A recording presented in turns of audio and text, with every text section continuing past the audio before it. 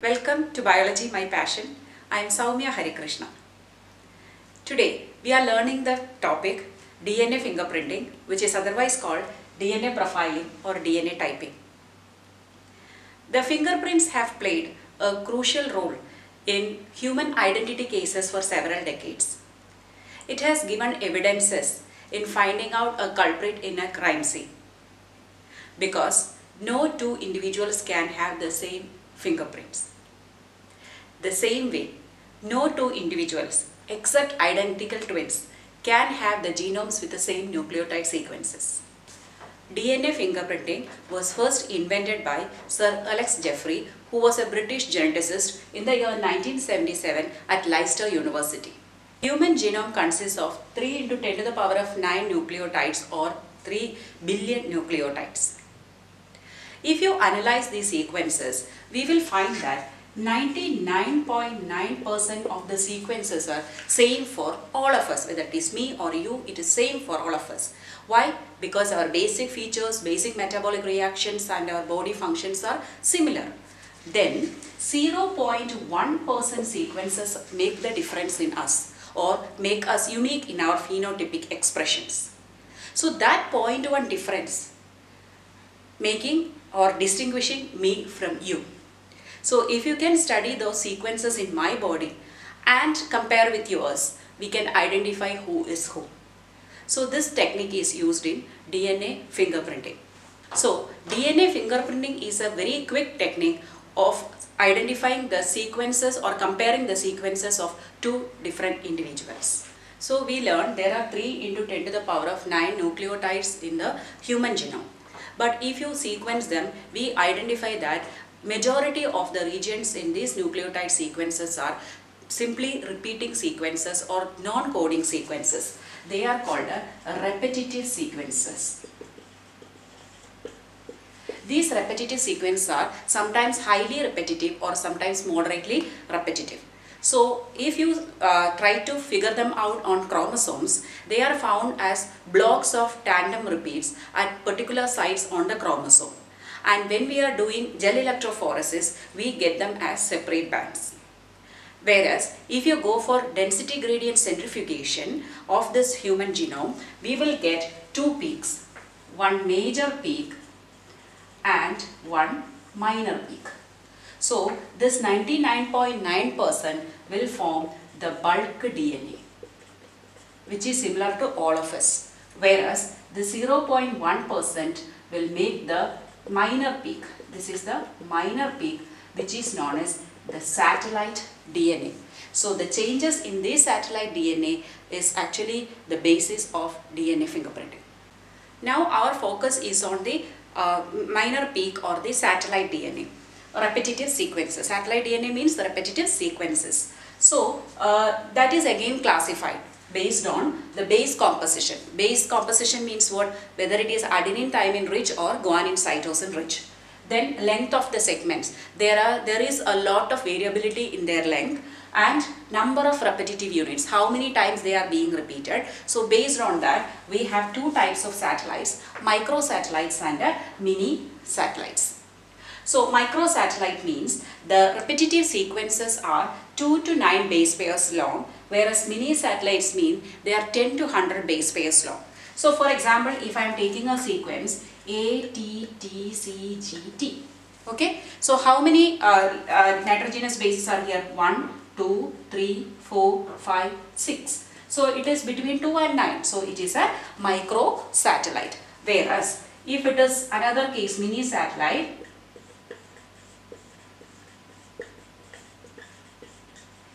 okay, 1, 2, 3, 4, 5, 6, 7, 8, 9, 10, 11, 12, 13 base pairs are there. So this is going to be a mini satellite. So it is 10 to 100. So it can be the sequences up to 50 or 90. Okay, so I wrote only with the 12.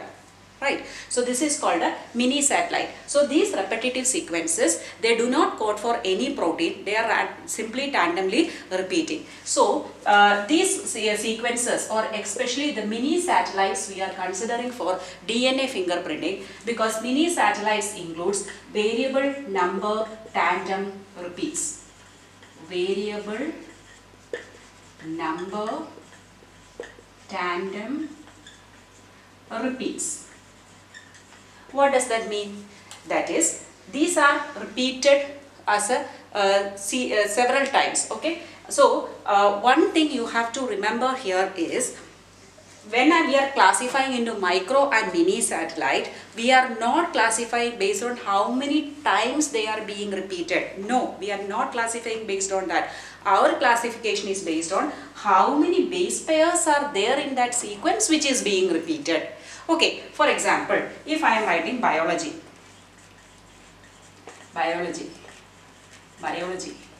okay. So, how many letters? 1, 2, 3, 4, 5, 6, 7. So, this 7 is being repeated. Okay. So, how many times repeated? 3 times. So, I am not looking at this number, how many repeats. I am seeing how many letters are being repeated. Understood? So, here also it is 6. So, here, but their repeat numbers are different. Okay. So, maybe in one person it is repeating, for example, 2 times. Okay. For example, there is person A, he is having 2 repeats. Whereas person B has 10 repeats. C has 50 repeats. D has maybe 50,000 repeats. Okay, so many times this can be repeated, but that repeat number is different in different persons. Again, listen carefully. The sequences are not different in different persons. Suppose I am taking A, C, G, C, G, G, C, T, A, G, C, T, C. The same sequence repeats twice in A. Suppose I am considering chromosome number 1. The chromosome number 1 of A has 2 repeats of that. In chromosome number B, this is repeating 10 times at a stretch. This again 10 times. C 50 times. D 50,000 times. So sequence is not changing, the number of repeats are changing. So tandem means what? Again and again coming, that is called a tandem. So they are repeating, right? So but their number is different, variable. How many times they are repeating is different. So variable number tandem repeats, that is unique for each person. That is why we are considering V and TR basically for DNA fingerprinting. So now you understood the concept of V and TR, that is the number of tandem repeats are different in different people, so we call it as variable number of tandem repeats.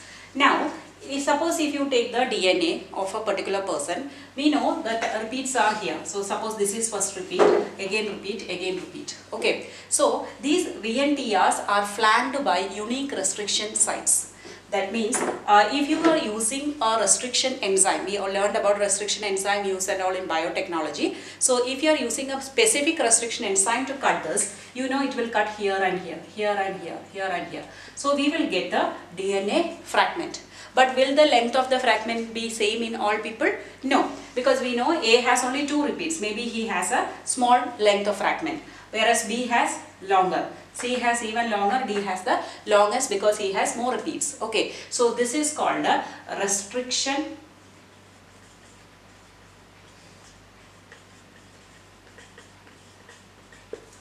So these fragments obtained are called a restriction fragments. Now we are coming to another terminology here, polymorphism.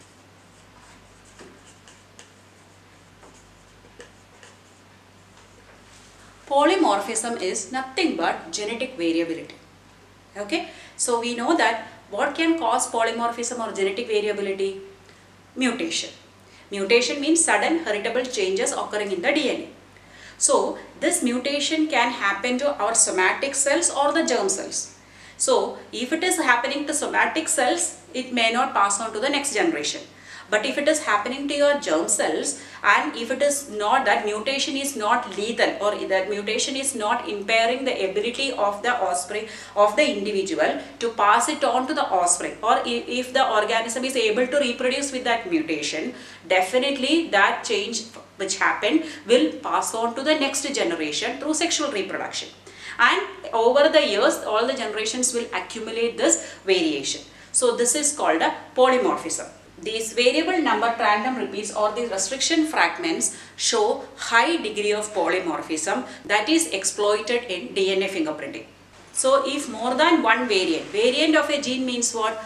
alleles, right? Suppose tall gene, a gene for tallness if there, it has two variants, capital T and a small t.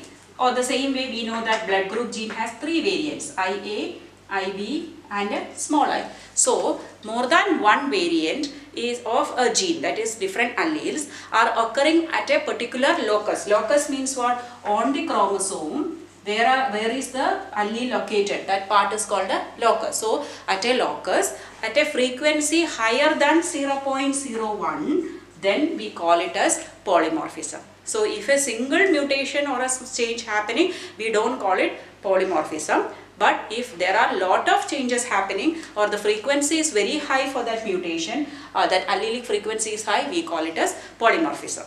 Or in simple terms, we say that inheritance of the mutated characters occur in a high frequency in a population, then we can refer to it as polymorphism. So here, since the length of these fragments vary from person to person, depending on the length of the VNTR, we can say that these restriction fragments are showing high degree of polymorphism. And we call it as RFLP, restriction fragment length polymorphism, or the polymorphism of the restricted fragment. Okay, that is called a RFLP. So I told you VNTR, but more specifically if you say RFLP is the basis or the tool for DNA fingerprinting.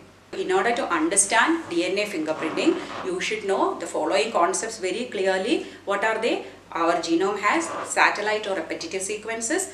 In that sequences, many satellites are there. That includes VNTRs, variable number tandem repeats.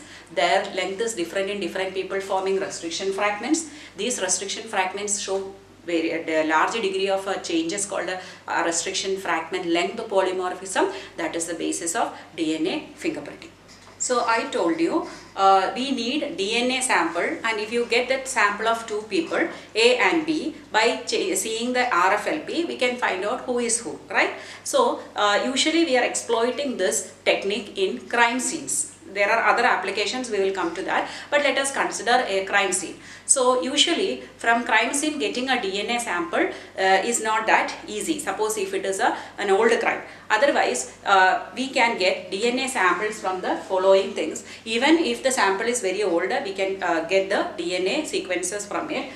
First is trace of blood, or we can have samples of semen or urine stain on clothes or anything, and then saliva residues, vaginal swab, tissue beads, hair buds. Any of this can be used as a source of DNA for identifying the RFLP. We learned how can we get a samples of DNA. So if that sample is available, this is the procedure that we are going to follow in order to develop DNA profile. That is, first we have to isolate the DNA. From the given sample, we have to isolate the DNA using different techniques. Sometimes centrifuge is used, or any method we can use to get the DNA isolated. After the DNA is isolated, we have to fragment it. I told you these VNTRs are flanked between restriction sites, right?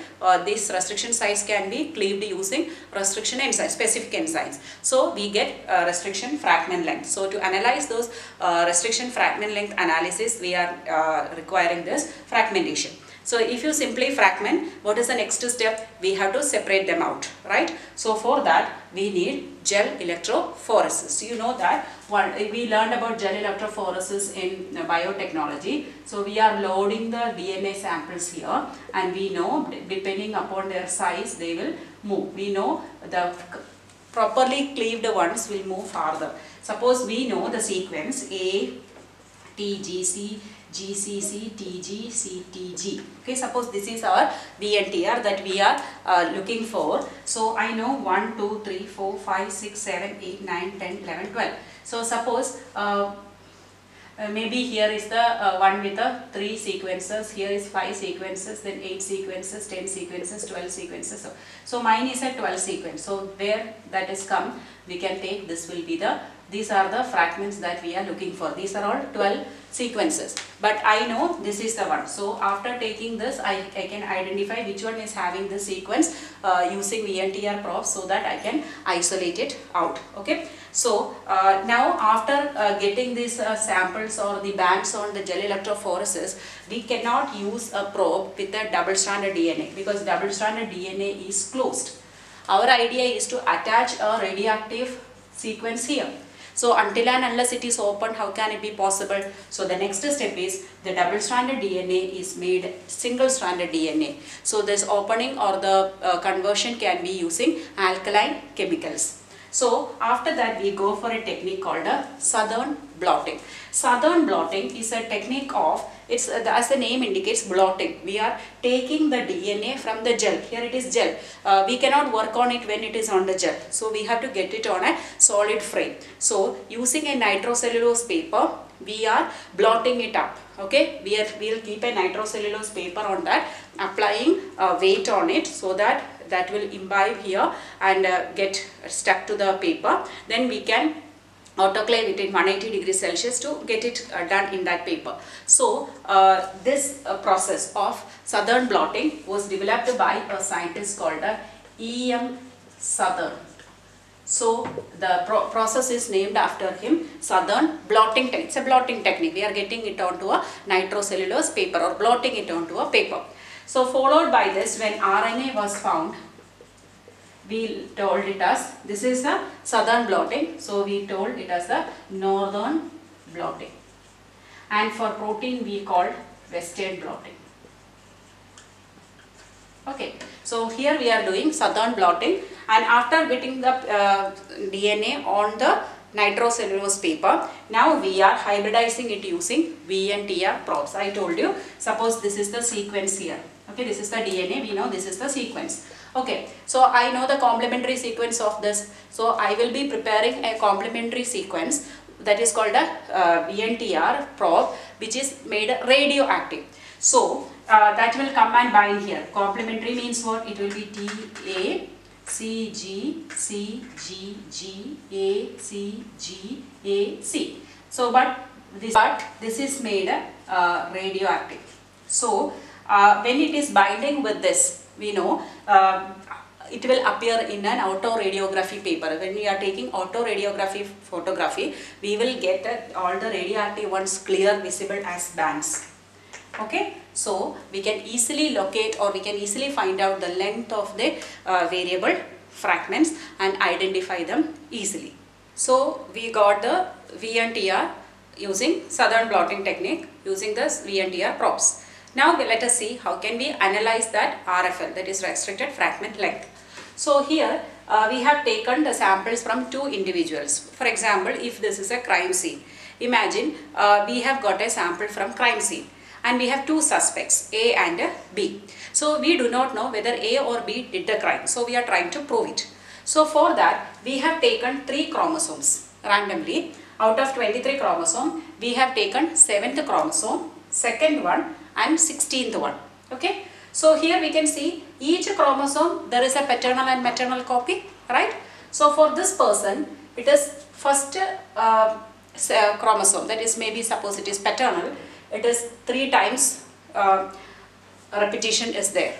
I have taken an example exactly from the NCERT textbook, so you can refer to your textbook and learn. So first one is 3 repeats, whereas maternal copy it has 4 repeats.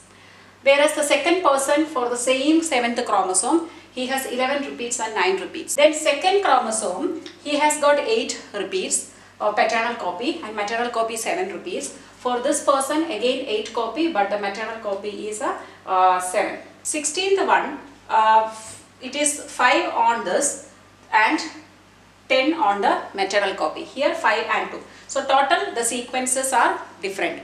From the autoradiography, we can compare this with the one we got from the crime scene also. Okay, so in this particular example in your textbook, the sample given is having this sequence of B. So now look here, this is the autoradiography plate that we obtained after sequencing A and B. Okay, so these are the bands. Now let us see, this is the sample that we got from the crime scene. Okay, so if we try to plot that also here, I did not do that, just to show you how we are doing it. Its repeats are 11. So here the number of repeats are shown. So here it will come here 11, then another one is 9, then 8, then 7, 5 and 2. Okay, so this is the sample that we obtained. these are the two suspects that we have.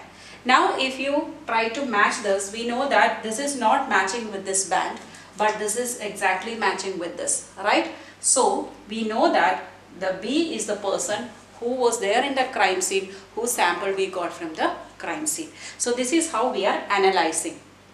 Another situation in which we are using this is paternity test. Okay, we know that maternity is a fact, but paternity is questionable.